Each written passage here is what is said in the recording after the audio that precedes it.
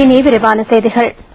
Mullaitivu கடற்பிரதேசத்தில் LTD பயங்கரவாதிகளின் தற்கொலை படகுகள் மீது கடற்படையினர் மேற்கொண்ட தாக்குதலில் எல்டிடி உறுப்பினர்கள் 14 பேர் கொல்லப்பட்டனர். எல்டிடியின் 2 படகுகளும் இதன்போது தாக்கி அளிக்கப்பட்டன. மேலும் 2 படகுகள் கடற்படையினரால் கைப்பற்றப்பட்டுள்ளன. இன்று அதிகாலை 3 மணி அளவில் கடற்படையினர் பயணித்த படகுகளை இலக்கு வைத்து தாக்குதல் மேற்கொள்ள முயற்சித்த எல்டிடி தற்கொலை படகுகளை இவ்வாறு தாக்கி அளிக்கப்பட்டன. இந்த தாக்குதலை அடுத்து எல்டிடி உறுப்பினர்கள் 2 சடலங்களும் மீட்கப்பட்டுள்ளன. அதிவேக டோரா படகுகளும் விசேட தாக்குதல் படகுகளும் இதற்கு பயன்படுத்தப்பட்டதாக கடற்படையினர் தெரிவித்துள்ளனர். வெசாக் பௌர்ணமி தினத்தை முன்னிட்டு நாட்டின் பல பகுதிகளிலும் தோரணங்கள், வெசாக் பந்தல்கள் மற்றும் அலங்கார விளக்குகள் என்பன காட்சிப்படுத்தப்பட்டுள்ளன. கிழக்கு மாகாணம் உட்பட நாட்டின் சகல பிரதேசங்களிலும் மக்கள் ஆர்வத்துடன் வெசாக் நிகழ்வுகளில் கலந்து கொண்டனர்.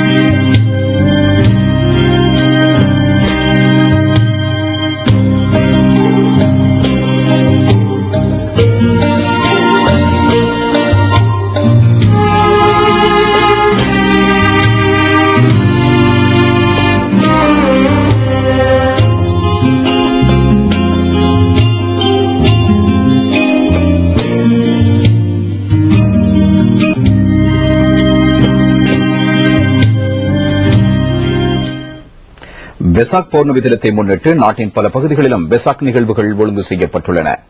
கிழக்கு மாகாணத்திலும் இம்முறை வெசாக் தின நிகழ்வுகள் வெகு விமர்சையாக இடம்பெற்றுள்ளன. மட்டக்களப்பு தொப்பிகல பகுதியில் புதிய விகாரையொன்று திறக்கப்பட்டுள்ளது. கிழக்கின் கட்டளை அதிகாரி மேஜர் ஜெனரல் MDA ராஜபக்ஷ மற்றும் 23வது படையணியின் அதிகாரி பிரிகேடியர் WPD பெர்னாண்டோ ஆகியோரின் ஆலோசனையின் பேரில் இது நிர்மாணிக்கப்பட்டுள்ளது. மேஜர் RIJ ரணசிங்க தலைமையில் இது திறந்து வைக்கப்பட்டது. இதனையடுத்து தானசாலையொன்றும் இடம்பெற்றது.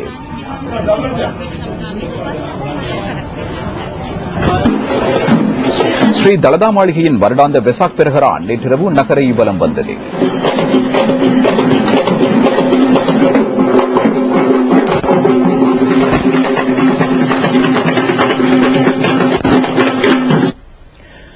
இறைச்சிக்காக அறுக்கப்படவிருந்த 50 பசுக்களை காலி சமூக நலப்புரி சங்கம் விடுவித்துள்ளது.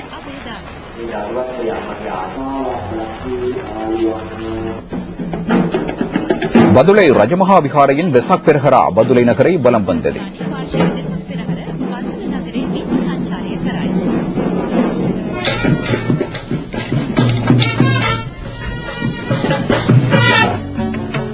மாத்தரை அலுலன் விகாரையில் மலர் பூஜையொன்று இடம்பெற்றது.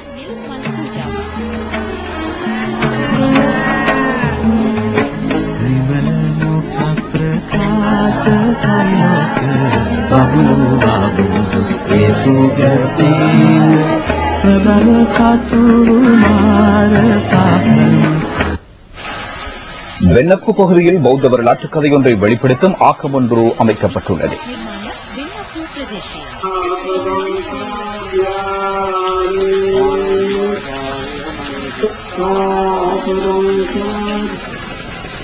ஹபராதுவ ஹர்மல்குட ஸ்ரீ கெட்டாராம விகாரையின் 63வது வெசாக் பெருகரா நகரை வலம் வந்துள்ளது.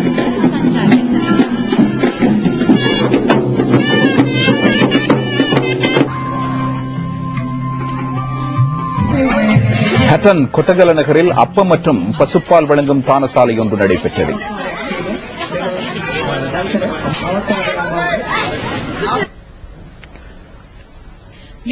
மட்டக்களப்பு 680 பிரதேசத்தில் 234வது படையணி தானசாலை ஒன்றை ஒழுங்கு செய்துள்ளது.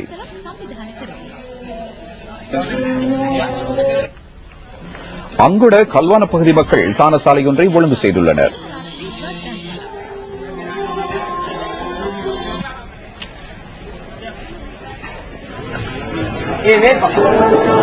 காலி தனிப்புல்காக சந்தி முஸ்லிம் வர்த்தகர்கள் தானசாலை ஒன்றை ஏற்பாடு செய்துள்ளனர்.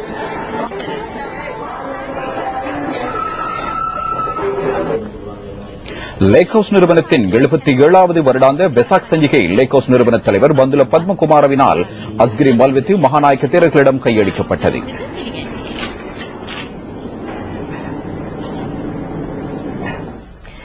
வெசாக் பௌர்ணமி தினத்தை முன்னிட்டு கொழும்பு உட்பட அதனை சூழவுள்ள பிரதேசங்களில் பல்வேறு சமய நிகழ்ச்சிகள் ஒழுங்கு செய்யப்பட்டுள்ளன. பெரும் திரளான மக்கள் இவற்றை கண்டுகளிக்க வந்துள்ளனர். கொழும்பு நாலந்தா கல்லூரி ஒழுங்கு செய்துள்ள வெசாக் நிகழ்ச்சி இன்று இடம்பெறுகிறது.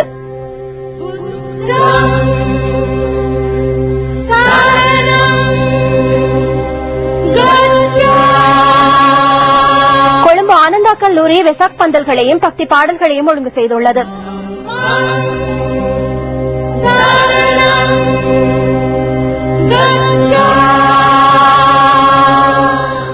ராஜகருண மாவட்டத்தில் ஒழுங்கு செய்யப்பட்டுள்ள வெசாக் பந்தல் கண்காட்சி எதிர்வரும் 11ஆம் திகதி நிறைவடைய உள்ளது.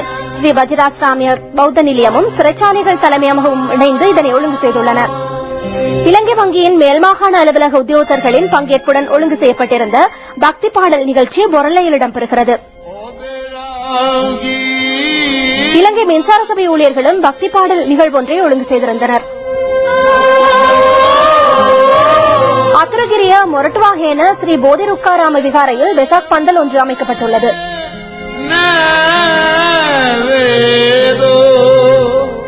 பன்னிப்பட்டி பகுதியிலும் வெசாக் பந்தல் அமைக்கப்பட்டுள்ளது.